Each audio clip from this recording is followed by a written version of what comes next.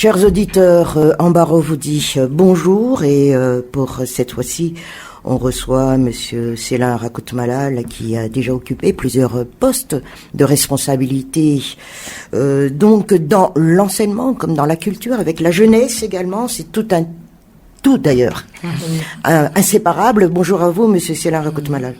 Moi aussi, je tiens à saluer tout le monde qui m'a invité ici et aussi le public. Je vous salue. Bonjour à tout le monde. Oui, alors, on parle de Madagascar. Madagascar qui est classé comme ayant une population très jeune, qui, de cette jeunesse, d'ailleurs, il y a beaucoup à dire.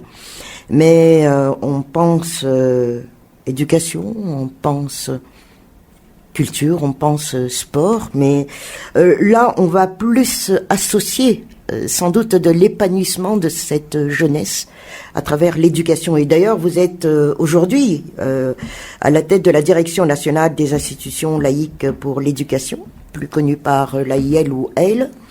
Mais en fait, cette jeunesse, vous, en tant que responsable, en tant qu'éducateur également, elle est en quête de quoi, cette jeunesse d'aujourd'hui? Oh, je me rappelle un peu, je tiens à vous remercier. Un tout petit rappel, l'éducation fait partie de l'IDH, indicateur de développement humain. Dans l'indicateur de développement humain, l'éducation prend une place très importante. Et vous savez, avec l'ODD maintenant, l'éducation fait partie du développement durable. Qui dit développement durable, il y a pas mal de choses à parler. Pour les jeunes malgaches, vous avez dit que la population malgache est occupée par des jeunes.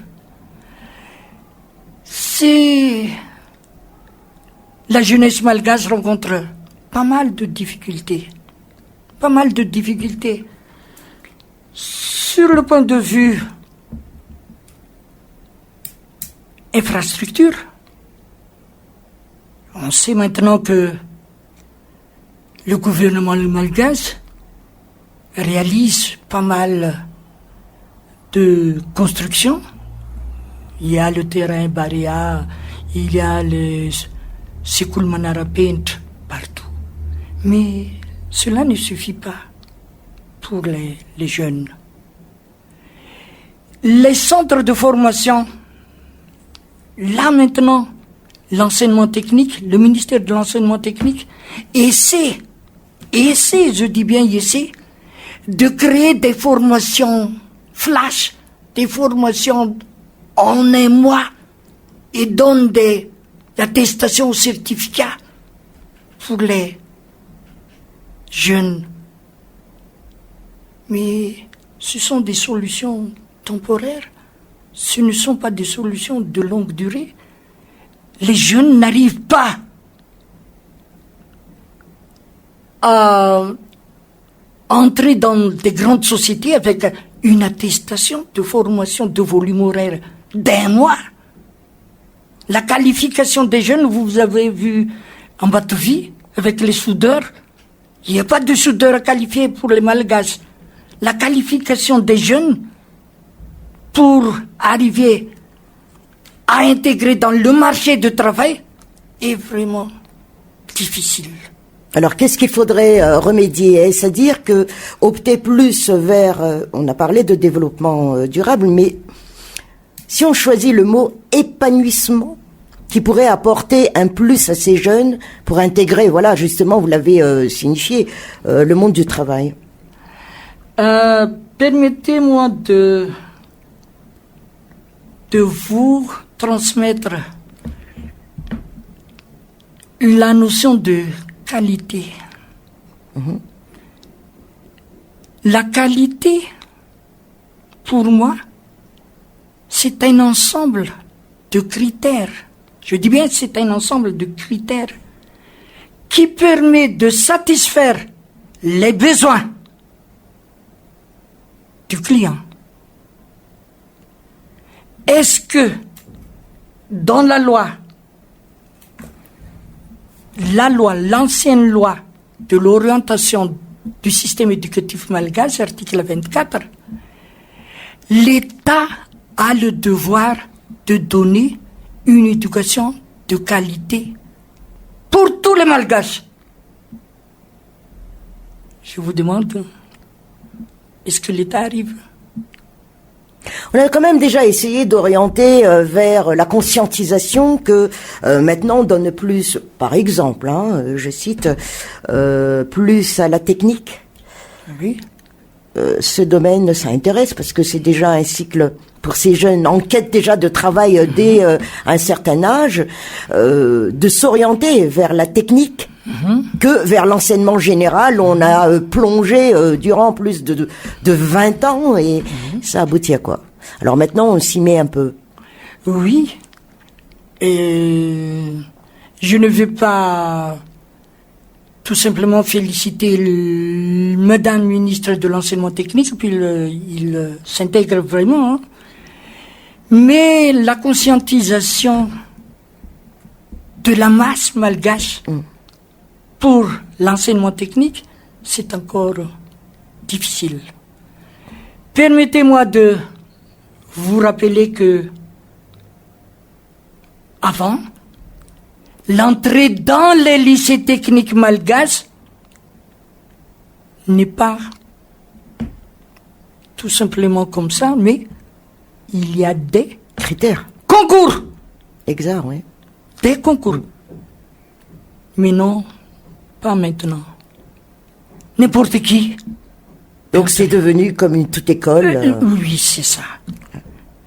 C'est dur pour le gouvernement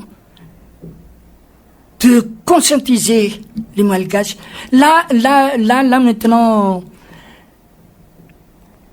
permettez-moi de le dire,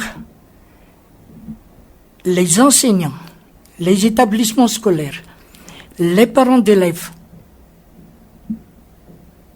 ne savent même pas objectif et but De leurs enfants. de leurs enfants. Ils envoient leur progéniture à l'école tout simplement pour avoir des diplômes. Et permettez-moi de le dire, les établissements scolaires à Madagascar, ce sont des centres de formation de chômeurs diplômés. Tout le monde de Madagascar a des diplômes, mais ils ne savent pas à quoi ça va servir. Si les parents, si les enseignants, si les élèves ont un objectif bien précis, permettez-moi de donner un exemple. Un élève, je veux être médecin, c'est un but. Mais si l'élève dit, je vais soigner des enfants, avec l'objectif, il a un verbe d'action. Il n'y a pas d'action à Madagascar. On rêve tout simplement. Mais on commence pas par un rêve d'abord pour pouvoir atteindre. Cela va vous endormir. Votre rêve. Il y a... Alors qu'est-ce qui manque? Où est le maillon manquant? J'aimerais vous dire ceci. L'éducation n'est pas pour un individu ou pour une personne, mais c'est le travail de toute une société. J'aimerais vous dire ceci. Si on arrive à établir un contrat social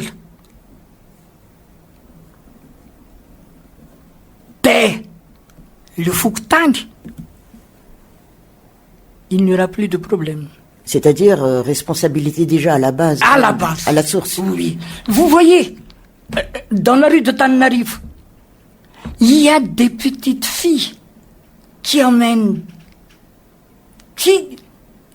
qui loue ou qui achète des petits enfants portés dans le dos pour mendier? Où est la société pour ça? Le droit de l'enfant d'avoir un foyer. Où est l'État avec les petits qui dorment? Des arcades. S'il y a des sociétés, ici il y a un contrat social. Si vous voulez mettre un enfant, pensez à leur avenir. Il faut l'éduquer. D'accord. Justement, je reviens sur un mot que vous avez signifié, une phrase que vous avez signifiée, qui m'a laissé un peu perplexe dans cette émission. C'est quand vous avez dit, pour les écoles, ce sont des enseignants chômeurs diplômés. Mm-hmm. C'est comme si c'est une errance. Mm-hmm. Mm-hmm. Un refuge. Mm-hmm. Une école pour ces enseignants, c'est un refuge. C'est bien ça. C'est un refuge. Puisqu'ils ne trouvent pas, ils ne sont pas qualifiés à d'autres métiers, ils ont étudié des disciplines, permettez-moi de le dire. Un enseignant qui ne savent même pas faire de la probabilité en classe enseigne dans un établissement primaire. Mais dans toute la ville, il y a de la probabilité. Mais il ne sait même pas ce que c'est la probabilité. C'est ça. Pour moi, un établissement scolaire doit être accueillant. Tu veux dire accueillant? L'infrastructure, le personnel qui servit dans cet établissement. À vocation. À vocation, merci. Vous avez trouvé le mot exact. Mais là maintenant, ils ne trouvent pas de métier, ils ne trouvent pas de job. Là, il y a un établissement qui cherche un enseignant. Mais à qui revient le contrôle justement de ces de fonctionnement de ces écoles-là, les articulateurs de ces écoles-là? Vous savez, nous avons, je ne veux pas dire deux systèmes. Il y a l'enseignement public. L'enseignement public, il y a une structure bien établie. Le chef d'établissement, le ZAP, Cisco, Tren et MEN. À la base, le chef d'établissement doit assurer l'encadrement de ses ouailles. Qui dit encadrement? Suivi, formation, contrôle, recyclage, inspection de chaque élément. Puis le ZAP, zone d'administration pédagogique, surveille le chef d'établissement et les autres. Il y a aussi le chef Cisco est entouré par des conseillers pédagogiques. Que font ces gens-là, ces conseillers pédagogiques? Ils tournent leur pouce. Dites-moi, tant qu'on y est, conseiller pédagogique de ces temps-là, c'était des hauts fonctionnaires, oui. Bien respectés. On avait peur d'un conseiller pédagogique quand ça arrivait dans un établissement d'ailleurs. Mais ce conseiller pédagogique, en fin de compte, c'était quoi son rôle? C'est quoi son rôle? Madame, ce conseiller pédagogique, comme son nom l'indique, il assure l'encadrement, le conseil, le suivi des enseignants. Mais maintenant,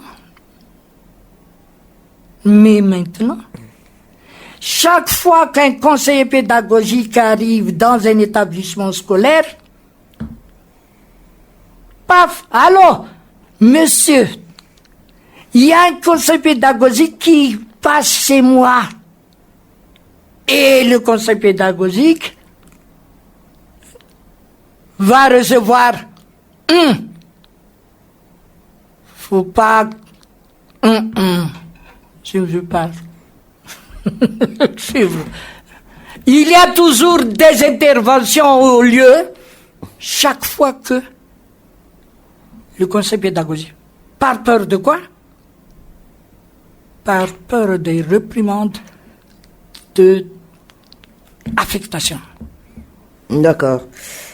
Mais on a parlé du système là au niveau public, donc c'est bien structuré à travers, chacun assure son rôle. Mais au niveau du secteur privé, c'est comment? Au niveau du secteur privé, nous rencontrons maintenant de nombreuses difficultés. Pourquoi? Avec les cours d'appui. Partout, au temps d'un ministre, il est interdit d'organiser des cultes et des cours dans les IPP. Mais là maintenant, il y a des cours organisés par le personnel administratif d'un arrondissement auprès d'une IPP. Et tous les enfants qui font des cours dans cet établissement sont des candidats d'école. Ces cours n'ont pas d'autorisation d'ouverture. Ça, le problème. C'est pourquoi l'éducation madagascar se dégrade. Les élèves classe de 8e, les élèves classe de 4e, les élèves classe de 4e passent leurs examens puisqu'ils... Ils assurent la fréquence des cours ailleurs. Des cours ailleurs. Mais cela n'a pas impact, je saute tout de suite sur le sujet, est-ce que cela n'impacte pas sur l'avenir même du process d'évolution éducationnelle à l'école de cet enfant-là? Il y a un impact très grave, non pas sur le processus seulement, mais sur l'individu. Justement, oui. Sur l'individu. Pourquoi les élèves n'arrivent pas à concourir? Puisqu'ils n'ont pas les bases suffisantes. Il y a un grave impact sur ça. Vous m'avez dit que les établissements privés, oh là là, se multiplient exponentiellement. Oui. N'est-ce pas devenu presque, excusez-moi, je mets ça entre guillemets sur embarras, c'est devenu presque un établissement commercial? Oui. On a demandé aux établissements... Au dépit de ces jeunes. On a demandé aux établissements de faire un choix, de faire un système commercial et d'assurer une éducation non lucrative. Mmh. Seul un établissement a dit que c'est seulement notre ressource. Un établissement parmi les milliers d'établissements privés. Un. J'ai déjà parlé ça en malgache. Il y a la loi ici au Madagascar. On a voté des lois, mais on ne respecte pas ces lois. Il y a une loi qui dit que un établissement scolaire doit avoir une aire de jeu. Une aire de jeu. Je dis bien une aire de jeu. Mais allez voir ici à Tananarive, il y a des établissements qui n'ont pas des aires de jeu, mais seulement durant la récréation, les élèves Sont sur la véranda. sur la véranda. Mais c'est à qui de contrôler tout cela? C'est l'État. Je dis bien, il y a le Cisco, il y a DREN, il y a un ministère. Il y a un service d'inspection dans le ministère. Mais pourquoi ils n'osent pas réprimander ces gens-là? Ça, c'est la question. Pour nous, responsables, je dis bien responsables, des groupements des établissements privés, nous essayons de respecter les lois. Mais avec les autres, il y a des établissements non reconnus par l'État, mais qui exercent encore. Exemple, dans la loi, il est interdit de créer ou de monter un établissement à 300 mètres environnant un établissement préexistant. Est-ce qu'on respecte ça? Ouais, c'est le conflit toujours. C'est la Rakutmala là, du fait qui était avant l'église ou le bar. Bon, bref. Mais ce sont des choses qu'on peut remédier. Oui, oui. Oui, oui. Je crie haut et fort.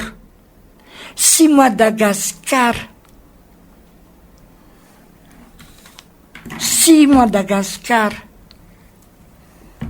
veut avoir le développement durable, cela dépend de nous-mêmes. La volonté de tout le monde.